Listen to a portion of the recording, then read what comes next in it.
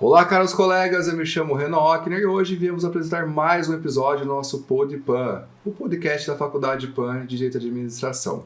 E hoje iremos abordar um tema muito interessante, que é pensar no direito, na sua efetividade, nos tempos de hoje que o direito vem se atualizando e como a gente vai dar mais garantia jurídica. Como que a gente vai pensar o direito pós-moderno? E hoje, para nos ajudar a pensar mais no direito, eu trago duas pessoas que são referências, que é o professor Dr. Edmar Brígido e o Dr. professor Dalegrave.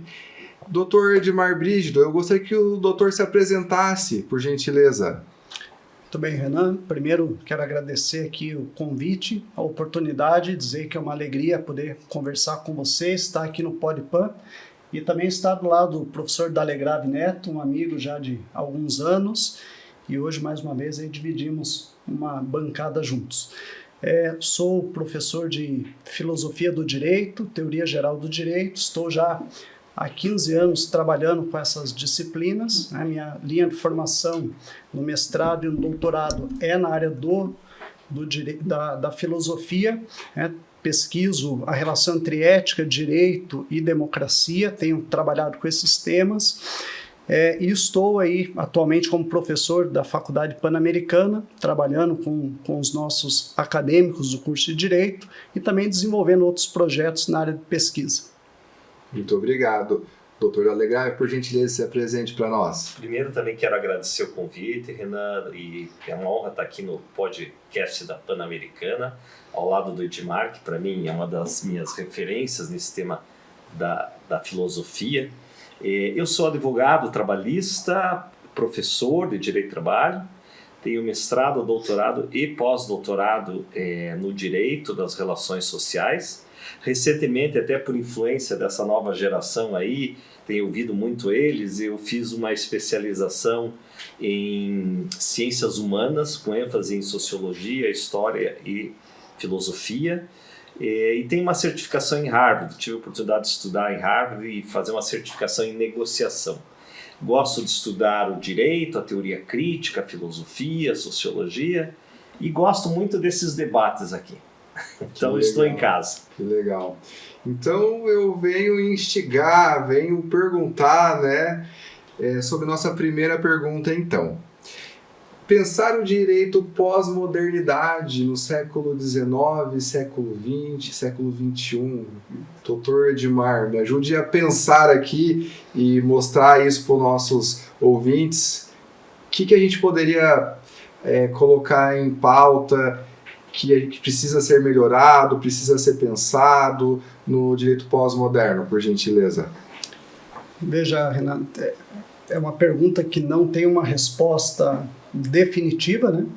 Mas eu entendo que quando a gente fala em direito pós-moderno, a gente tem que ter em mente que o direito ele nasce justamente na pós-modernidade, né? O direito, como nós entendemos hoje, como uma ciência jurídica propriamente dita, ela é muito recente. Então, se nós fizermos aí um estudo, ao modo Foucaultiano, uma arqueologia, se nós formos buscar a origem do direito, nós vamos ver que durante mais de 2000 anos o direito foi um direito da natureza, um direito natural, que de maneira muito difusa se efetivava na sociedade. Mas durante 2.600 anos não havia propriamente dito o direito, Havia uma preocupação com a sociedade, com a ética, com a religião, com a política, e o direito era um meio que era utilizado para atingir determinados fins, que era construir uma sociedade com um determinado modelo. O direito, esse direito que você está nos trazendo aqui para reflexão, ele ganha o seu formato atual a partir da Revolução Francesa, das revoluções burguesas em geral, mas de modo muito específico a partir da Revolução Francesa e ali dos primeiros anos do século XIX. Eu acho que lá, quando nós temos a promulgação do Código Civil francês, acho que aquilo é um marco importante para a gente começar a entender a nova proposta disso que vem a ser o direito enquanto uma ciência, Porque a partir dali o direito ele se torna um direito posto pelo Estado, um direito efetivamente positivo, que tem um objeto bem definido, que é a norma jurídica e por meio da norma o direito ele tenta regular todo um conjunto da sociedade do qual nós, humanos, fazemos parte, né? Então acho que o direito ele tem uma finalidade social fundamental, né? Por isso que os antigos gostavam de dizer, né? Onde há a sociedade há o direito.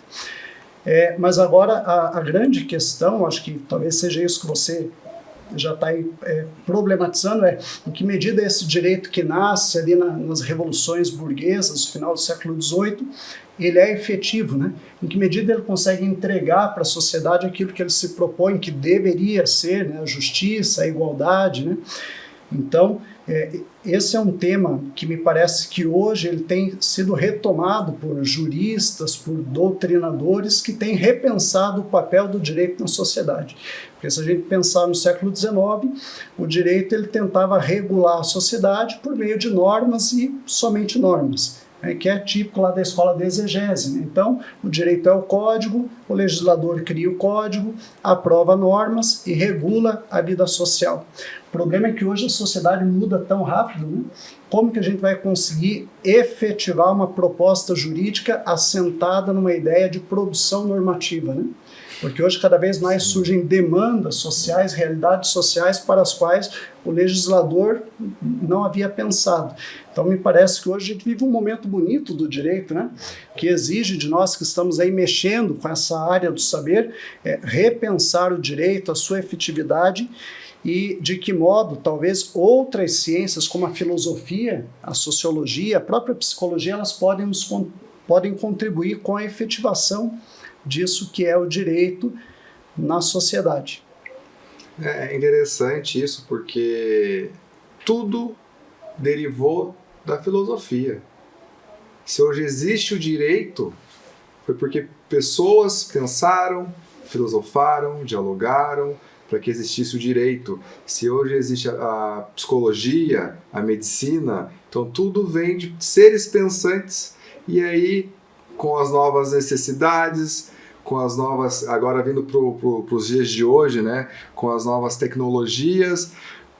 Por exemplo, há 15 anos atrás a gente nem sabia o que era uma fake news em WhatsApp.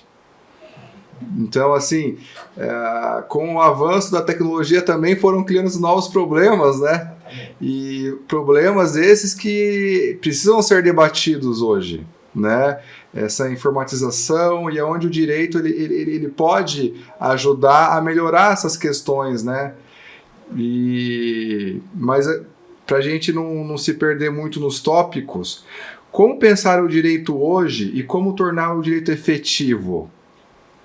Que é um problema também muito grave, né? A efetividade do direito hoje, né? A segurança, né? Eu queria complementar aqui o que o professor Edmar falou.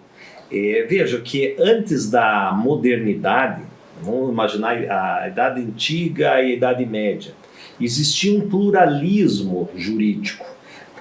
Com a burguesia, quando a burguesia toma o poder, com a Revolução Francesa, então a classe dos comerciantes estava cansada de pagar muito imposto e pagar aqueles privilégios para o rei, para a nobreza, eles chutam o balde e eles fazem a Revolução Francesa.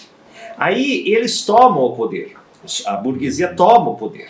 E aí o que eles queriam? Eles queriam uma segurança jurídica. Então eles queriam leis para dizer o seguinte, olha, não é mais a igreja que manda, não é mais o rei que manda, nós temos que criar um fundamento para dizer que quem manda é a lei. E a lei é feita por nós. Né? Então nós fazemos a lei e quem manda a lei. E aí as leis, e a primeira grande lei é o Código Civil Napoleônico de 1804, né? Em vigor até hoje, pasmem, né? Esse código, ele trouxe um novo paradigma para o direito. Porque se o direito antes era plural e regulava ordenações, castas, aí veio o monismo jurídico. Tudo tem que estar na lei, tudo tem que estar no código. E quem faz o código é o Estado burguês. Então nós tivemos um novo paradigma, que a gente chama de positivismo jurídico. O que é o positivismo jurídico? É um novo pensar do direito que só diz que é válido aquilo que está na lei, e a lei é que código, constituição, né? E não é histórico, então você tira a historicidade do direito, porque a classe burguesa ela não quer que você tenha uma reflexão histórica, crítica. Ela quer que você aceite o status quo ante. Ela quer que você aceite sem questionar. Lei não se questiona, lei se cumpre. A gente não escuta isso? Sim. Ordem de juiz não se questiona, ordem de juiz se cumpre. Então esse é um dogma, é um paradigma que foi imposto por quem está no poder. É muito importante ter esse dogma, quem está no poder. Então o positivismo, ele tira a coloração histórica e aí depois vem a teoria crítica marxista para tentar reinserir a crítica histórica para dizer, olha, tem lei justa e lei não justa, tem lei reflexiva e lei não reflexiva, né? Mas a dogmática, né? A lei como dogma, ela não gosta dessas reflexões críticas, né? E aí isso vai avançando e vai perpetuando até hoje. Só que aí, como vocês dois bem disseram, hoje nós temos uma sociedade extremamente complexa. Sim. Você veja, o boom da internet foi em 1990, é muito recente. E com a internet veio a fake news, que é uma demanda nova. O direito vai ter que regular a fake news. Tanto que tem até um PL aí discutindo, Sim. passa, não passa, lobby daqui, dos provedores, da mídia, dos conservadores, né? Enfim. Mas é uma nova demanda que surgiu. Quer ver uma nova demanda também que o direito vai ter que dar conta? Regular a inteligência artificial. A inteligência artificial, ela quando ela se propõe a responder qualquer coisa, o ChatGPT. E quando ela não sabe, ela faz uma alucinação, ela entrega qualquer coisa, ainda que não seja verdadeira. Se eu colocar para a inteligência artificial, traga 4 jurisprudências do TST sobre dano moral, ela vai inventar. Então veja o perigo. Então 90% que ela diz é verdade, mas às vezes para ela não dizer eu não sei ou eu não entrego, ela inventa. Então nós temos que regular isso. O direito precisa regular, é uma norma. Então na medida que a sociedade vai se tornando mais complexa, o direito como uma norma reflexiva, ou seja, uma norma que reflete os anseios da sociedade, ele vai ter que dar conta disso também. Interessante, falando agora em tecnologia, um crime novo, o stalking. Veja que interessante, né? E veja como tem pessoas que sofrem por isso, né? Então, aquela perseguição em redes sociais, perseguição na vida real, isso é também, o direito precisa se ater a essas questões, né? Do stalking, essas pessoas que perseguem as outras. E também, recentemente, não se falava em contrato de namoro, né? As pessoas às vezes iam morar com as outras, não constituíam um regime de bens, não constituíam um casamento efetivo, e agora se fala assim em contrato de namoro. Então você vê que está tendo uma modernização muito grande de várias questões, né? E que se a gente falar de todas, a gente fica aqui uma tarde inteira falando de coisas que estão vindo nas atualidades, né? Mas tem muita coisa. Este ano né? foi regulado, o Código Penal trouxe o bullying, o assédio moral, como crime tipificado. Porque antes não existia uma tipificação. Agora tem lei, desde janeiro desse ano. O crime de assédio moral e o crime de cyberbullying. Então é uma nova demanda e o direito tem que ir respondendo a isso. Sim. Então veja, o professor Dalegrave falou, né? Quando a classe burguesa ela chega ao poder e aprova o Código Civil francês, né, estabelece um modelo, né, um modelo ideal de sociedade, né, a sociedade tem que seguir aquele padrão que está codificado. Durante 80, 90 anos parece que isso funcionou, né, sobretudo na França, né, então o código ele conseguia regular a vida social. Quando começa a Revolução Industrial, aquele modelo que era proposto pelo código, ele começa a se tornar obsoleto, né? Ele não consegue mais responder aos desafios daquela sociedade que estava se industrializando e se transformando. Por analogia, a gente pode pensar que hoje, com essas novas tecnologias, a gente vive um fenômeno muito parecido, né? Que hoje, em alguma medida, a gente percebe que o legislador também não consegue acompanhar a mudança social, né? Ó, como o professor Dalegrave disse, ó, a gente está discutindo ali se vai regular fake news, se vai criminalizar ou não, mas veja, já fazem 5 anos que a gente está lidando com isso, né? 10 anos quase, e até agora o legislador não conseguiu dar uma resposta efetiva para a sociedade, né? Então, em que medida o direito ainda hoje ele consegue ser eficaz, né? Como tornar o direito eficaz? E tem mais um dado ainda, o direito ele é muito lento. A sociedade hoje, pós-modernidade, ela é marcada pela velocidade das transformações. Porque transformação nós sempre tivemos, né? Do rádio para a TV preto e branco, da TV preto e branco, TV colorida, pro videocassete, DVD, streaming. Só que hoje as mudanças são muito rápidas, né? Antes você tinha uma pausa, né? Para você verificar mudanças no comportamento, eram gerações. Hoje, a cada 5, 10 anos, que nem você trouxe a questão do poliamor, quer ver um direito novo que está surgindo? O direito dos cachorros e dos gatos. No Brasil, o cachorro e o gato, o pet, né? Ele não pode ser mais visto só como um animal, mas ele tem todo um caráter de estima, de afeto. O novo código que estão debatendo virou agora... membro da família, né? O novo código agora está trazendo um capítulo especial, colocando o cachorro e o gato, não todos os animais, mas os pets, né? Para alguns até o porquinho, tem gente que tem o porquinho também com a Constituição, mas é mais o gato e o cachorro, como um sujeito de direito, não mais apenas um objeto de direito. Mas ele também, claro, representado pelo seu dono, né? Que o gato não tem como ir lá na audiência sozinho, mas como um sujeito de direito. A natureza também, os ecologistas estão colocando a natureza não só como um objeto de exploração, mas a natureza como sujeito de direito, que são as ações públicas, coletivas, né? O meio ambiente tem que ser protegido, ou seja, as associações, as ONGs, o Ministério Público defendendo o meio ambiente como um sujeito de direito, a sustentabilidade. Então são novos arranjos que o direito tem que dar conta. Exatamente. E uma coisa que vem sendo bastante debatida nos dias de hoje é a desarmonia entre os poderes por justamente não conseguir dar resposta, dar respaldo para a população. Então, é um assunto que eu gostaria de debater com vocês, do nosso judiciário e o legislativo, que o legislativo não consegue dar conta das demandas hoje. Não sei se não consegue ou não querem por algum motivo, tem alguma coisa que os incomodam, e aí o nosso judiciário tem que tomar as frentes para conseguir trazer a efetividade do direito nessas pautas. Tá muito estranho isso. O que vocês acham dessas questões, assim, dessa intromissão que parece monocráticas, mas é porque tem que atender necessidades da população? Historicamente, a separação de poderes começou com Montesquieu na Revolução Francesa. Era importante você dividir o Estado em poder judiciário, legislativo e executivo, até para não ficar aquele superpoder ao rei. Né? Então ali criou-se essa 3 divisões, essa separação de poder. Só que a história vem demonstrando que o legislativo e o executivo, bem ou mal, eles são comprovados com o voto, porque periodicamente há votação. Então se aquele governo ou aquele deputado não está se saindo bem, ele não vai ser reeleito. Mas o judiciário está muito solto e está com muitos superpoderes. A gente vê isso no Brasil, né? Então o judiciário, uma vez que a pessoa passou num concurso e passou daquele estágio probatório lá de 2, 3 anos, ele é vitalício, juiz.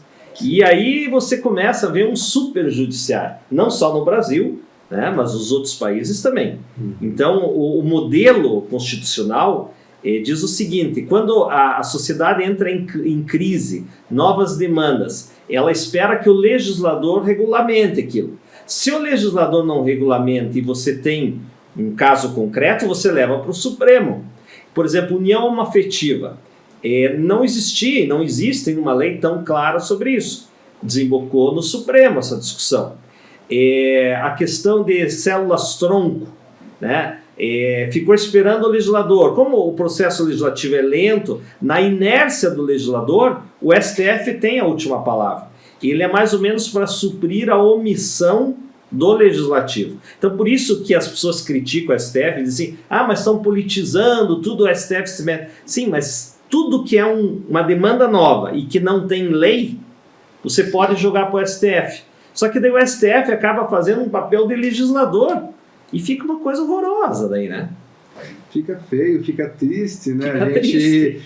tem que estar debatendo esses assuntos agora recentemente, né? Porque não é a função dele, já que nós temos Sim. mais de 500 deputados, parlamentares para poder fazer isso. Então é muita gente para poder pensar nas demandas da população, e 11 tem que tomar a frente e fazer a parte deles, né? Isso é algo assim lastimável. Agora, tem que pensar também que não é a função típica, né, do judiciário produzir leis, né? Mas como uma função atípica, é totalmente legítima e constitucional, né? Então, que bom que nós temos esse recurso, porque se nós dependêssemos do legislador, só do legislador, algumas demandas iam ser reprimidas, não iam ser regulamentadas. Isso ia gerar um prejuízo social muito grande. Verdade. Interessante se a gente pensar assim, né, pegando um gancho na fala do professor Dalegrave. Quando teve a separação dos poderes, né, os franceses pensaram no poder judiciário como um poder menor. Então a ideia era que o judiciário não fosse assim um poder equiparado ao legislativo e ao executivo, porque havia uma preocupação já no século XIX com relação à possibilidade de haver um ativismo judicial. Então, o que foi proposto? Olha, quem cria o direito é o legislador. Esse é o modelo francês, né? Quem cria o direito é o legislador, justamente porque foi eleito, né? Representa a vontade geral, ao menos teoricamente. Com os norte-americanos isso muda, né? Então lá os federalistas norte-americanos que equiparam, vamos dizer, não, são 3 poderes independentes e harmônicos, né? Então o judiciário, que antes estava um pouquinho, né, reduzido ali seu campo de atuação, ele é elevado graças ao trabalho dos estadunidenses, né? O sistema de pesos e contrapesos, né? Check and balance. Perfeito. E aí o judiciário se torna o quê? Um poder contra-majoritário. Então, se o legislativo é um poder majoritário que defende os interesses da maioria, tem que ter um contrapeso, alguém que defenda os interesses da minoria. Né? Como bem disse o professor Edmar, e por mais que a gente faça críticas, alguns chamam isso de ativismo, né? Ativismo é tipo, como que diz, está fazendo mais do que se espera, né? Mas se não tivesse essa posição do STF, imagine algum conflito novo que a lei não regulou, e você não pode levar nem para o judiciário, aí seria o caos, seria maior. Né? Então, por exemplo, a questão das células-tronco, né? Eu posso ou não posso? A questão do aborto, né? Microcefalia que nós tivemos exatamente. Tempo atrás. Um nenê que nasce sem o cérebro, né? E daí eu posso abortar ou não posso? A lei não diz nada. O STF criou uma jurisprudência dizendo nessas situações pode. Aborto. Só que aí há um conflito, como você bem lembrou, entre o legislativo e o judiciário. Nós tivemos agora, essa semana, a questão da maconha. O STF teve uma decisão agora, alguns dias atrás, falando em quantidade, né, o que caracteriza mero usuário e traficante.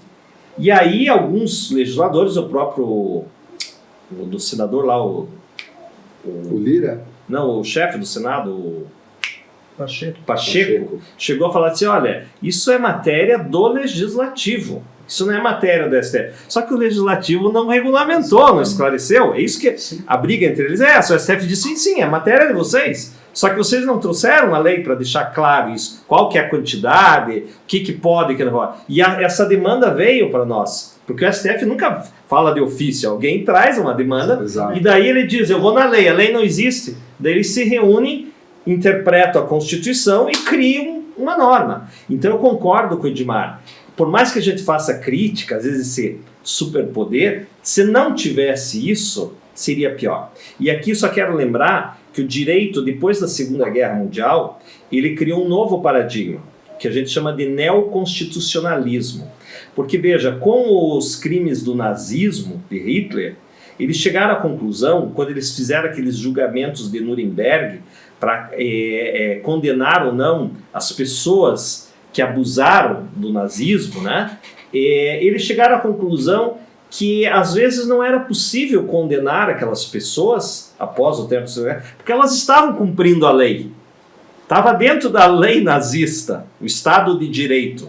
Aí criou-se um novo paradigma, que a gente chama de neoconstitucionalismo ou pós-positivismo, para dizer o seguinte, está na hora do direito se aproximar da ética e da moral. Chega desse direito da escola exegese francesa, desse direito só técnico, abstrato. O direito, sim, tem que ter um compromisso com a ética e com a moral. E aí que começou um direito mais baseado em princípios da boa-fé, princípios da função social. Isso começou após a Segunda Guerra Mundial. E aí que começou esse poder mais largo para as Supremas Cortes de jurisdição constitucional, entendeu? Então, depois da Segunda Guerra Mundial, o direito passou a ser mais amplo, mais social e mais preocupado com a ética. Antes nós não tínhamos isso. Eu vejo também que a gente tem um problema muito grande, porque hoje o nosso direito ele leva muito para litigância. É muito litigante nosso direito. Parece que a gente poucos resolve extrajudicialmente. Então a gente despeja processos e processos do nosso judiciário. Vocês, com a bagagem de vocês, teria alguma solução para que a gente mudasse essa regra do jogo hoje no país? Sei que é uma pergunta de última hora aqui, um pouco polêmica, né? Mas para tirar um pouco, porque pensa, hoje o nosso STF ele tem uma quantidade gigante de processos, salvo engano, mais de 50 mil por ano que chega na mão do STF.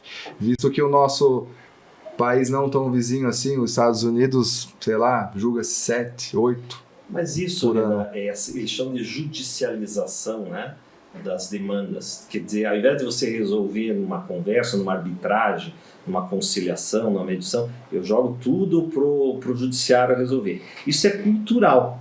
Está mudando um pouco. Por quê? Isso vem do coronelismo. Uhum. As pessoas, era mais ou menos o seguinte: aqueles grandes e ignorantes donos de fazenda, por exemplo, quando alguém ia reclamar algum direito, ele diz, não está satisfeito, vai procurar teus direitos. Então, quer dizer, não tinha muita conversa. Uhum. Né? Então, a empregada doméstica era mandada embora, não tinha aquela coisa, não, vamos ver o que você... O quê? Você está reclamando? Não está satisfeito? Vai procurar teus direitos. Então, isso foi muito cultural no Brasil. Outros países não são assim, cada um tem um jeitão. Então, parece que havia um incentivo de dizer... Vai procurar teus direitos. Nos vemos na justiça. Nos vemos na justiça. Por quê? Porque a justiça é lenta, e aí não sei se vai aguentar essa lentidão. Então eu jogo com a lentidão da justiça. Sim. Naquela época a justiça não tinha esse viés social, isso também vem depois da Segunda Guerra Mundial. Antes de 1945 não existia direito se for ver todas essas leis, Estatuto da Criança e do Adolescente, Estatuto do Idoso, Direito do Trabalho, tudo vem e fica fortalecido após a Segunda Guerra Mundial. Sim. Antes o direito era um direito patrimonialista, era um direito só para os ricos, comprar, vender, herança. Esse novo viés mais solidário, social, veio depois da Segunda Guerra Mundial. Então nós criamos essa cultura. Só que eu concordo com você, hoje nós precisamos retomar, e eu sei que a PAN, né, o Elcio tem como mote isso. Nós tivemos recentemente em Nova York falando sobre soluções alternativas de conflito, mediação, arbitragem, negociação. E eu sei que a PAN tem na grade curricular dela, uma das poucas faculdades no Brasil que tem, cadeira de arbitragem e negociação, autocomposição. Porque nos Estados Unidos é muito comum essa negociação. O Brasil que é judicializado. Então, como diz o Elcio, nós temos que mudar a cultura na sala de aula. E aí que a gente entra para o nosso último tópico, do jovem operador do direito hoje, né? Qual que é o desafio desse jovem hoje operador do direito, né? Para os dias de hoje, né? Porque a gente veio de uma linha cronológica muito interessante, desde o direito na França, e agora entrando no pós-moderno. O que esse novo operador vai enfrentar de desafios nos dias de hoje, nessas possíveis mudanças? Queria conversar um pouco mais com vocês referente a esse assunto. Bom, acho que hoje o o futuro operador do direito ele precisa primeiro entender que ele vive em uma sociedade que está mudando, né, e quando ele terminar o curso de direito, né, certamente a sociedade que ele vai atuar já não é mais aquela que ele conheceu quando ele ingressou no curso de direito. Então, hoje é muito mais desafiador você estudar direito e você querer atuar na área jurídica. Eu acho que no passado era um pouco mais fácil, né, porque a sociedade era um pouco mais fixa, não tinha uma mobilidade muito grande, e hoje os desafios são muitos e são complexos. Então, o futuro operador do direito tem que entender isso. Isso exige do acadêmico de direito uma preparação intelectual muito grande, que é talvez, a meu ver, enquanto professor, um dos maiores desafios, né? Fazer o acadêmico entender, você precisa estudar mais, né? Não é só aquilo que a gente trabalha em sala de aula, não são só aquelas obras que a gente utiliza em bibliografia básica. Tem que ser mais autodidata, né? Tem que ir além disso, né? Então, hoje estima-se que no Brasil nós tenhamos aí, em média de 4 milhões de graduados em direito que não conseguem passar no exame de ordem. Veja, isso é um indicativo preocupante, né? 4 milhões de pessoas estudaram direito em instituições que, infelizmente, talvez não ofereçam uma educação uma formação de qualidade, e hoje sequer consegue ser aprovada no exame que qualifica para o exercício da atividade jurídica. Então é preciso rever, né, a formação do operador do direito, mas, sobretudo, causar uma conscientização do sujeito. Ele precisa entender, preciso estudar mais, né? O direito não pode virar um curso de legislação, né? O direito hoje ele precisa de outras ciências para que o operador do direito consiga oferecer respostas que atendam de fato à necessidade da sociedade. Me parece, então, e aí eu queria até ouvir o professor Dalegrave, mas me parece que hoje é muito mais desafiador você preparar o futuro operador do direito do que foi no século passado, né? Quando ele era preparado para estudar a legislação, aplicar a norma no caso concreto, fazer a subsunção e pronto. Antes do doutor falar, eu, né, como também um futuro operador do direito e graduando na faculdade PAN, eu entendo que o direito ele vem mudando muito rápido conforme nós comunicamos aqui com o pessoal, né? Então o direito ele se transmuta muito rápido. Então o que eu aprendi em 2021 quando eu ingressei no curso já mudou muita coisa na esfera criminal, na área civil, às vezes novos entendimentos. Então, às vezes, o que eu aprendi em 2021, hoje o direito já está sendo conduzido de uma nova forma. Está defasado. Já está defasado, porque a coisa está muito célere. Há 20 anos, como bem o doutor disse, ele era mais pacato o direito. Ele não tinha essa mudança abrupta, rápida, como nós presenciamos hoje. Então, eu acho que... E temos vários exames da ordem. Então, e eles pegam coisas novas. Então, se aquele estudante que de repente se formou há 3 anos atrás e está tentando fazer uma prova hoje do AB, e se ele não se reciclou, dificilmente ele vai passar. Porque o direito ele é muito dinâmico. E passo a palavra para suas considerações. Tá certo. Eu veja, nós vivemos hoje uma ambivalência, né? O Bauman fala muito das ambivalências da sociedade líquida. Uma delas é que a gente tem um acesso formidável a informações, mas nós não estamos conseguindo gerar pessoas que retêm conhecimento, e menos ainda pessoas que têm um senso crítico. É muito kkk, TikTok, Instagram e balada, e as pessoas não têm mais aquela questão de ir a fundo, pesquisar, estudar, compreender. São dados soltos, às vezes uma informação, mas conhecimento como algo que eu compreendo, que eu retenho, que eu consigo fundamentar. E aqui eu fico feliz de ver você, Renan, jovem, desculpa perguntar quantos anos tem? Tenho 31 anos. Então, você é um jovem estudante de direito e já ter essa leitura, né? Infelizmente é raro isso, são poucos. Se pegar você daqui 10, 15 anos, a gente vai ver por que deu certo. Porque hoje nós temos uma inteligência artificial que, se nós ficarmos só reproduzindo o que a máquina já faz, como pesquisa de emendas, busca de lei, claro que o nosso emprego vai acabar. Então hoje já se fala da figura do nexista. Antes nós tivemos o generalista, então pega aquele médico de cidade do interior, clínico geral, ou advogado com uma placa lá, fazia família, tributário, criminal, né? Depois nós tivemos a fase do especialista, né? O hiperespecialista, e hoje já se fala de uma figura nova, o nexista, alguns chamam de nexialista, que é este profissional com uma cultura avantajada, uma cultura fala inglês, que viaja, que está por dentro das notícias, que entende de informática, que critica o direito e que consegue fazer nexos entre a filosofia, a sociologia, o direito, a informática, o mundo dos esportes, da economia, porque isso a inteligência artificial não faz. Nexos ela não faz, ela é preparada. Então, eu jogo isso para o operador do direito, para o estudante de direito. O caminho é o seguinte, é se aprofundar, ter foco, porque hoje também nós temos uma amplitude de opções, então ter um certo foco, o que eu quero, o que é importante, reter aquele conhecimento, ter uma massa crítica, filosófica daquilo e procurar fazer nexos, né? Veja as provocações que o Renan fez aqui. Foi tudo com nexos. Como é que é hoje? Como é que é? A gente explica isso.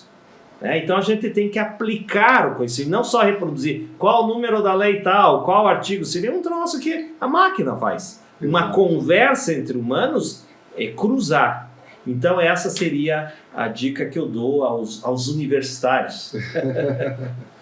Eu fico muito feliz de poder conversar com duas pessoas que têm conhecimento assim, que eu não posso, é inimaginável, né? Eu não consigo nem imaginar o quanto que vocês já estudaram para estar aqui hoje, né, falando de igual. Eu, como um aluno, também esforçado, eu gosto muito dessas temáticas da filosofia, o do pensar, o do melhorar e poder compartilhar também um pouco da minha experiência como estudante com vocês.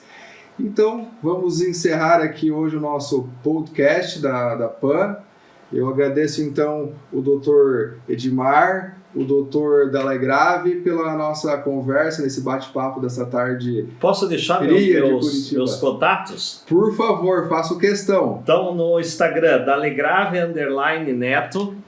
Eu tenho no meu YouTube, tem lá um podcast Vamos Conversando. Tem o Twitter também.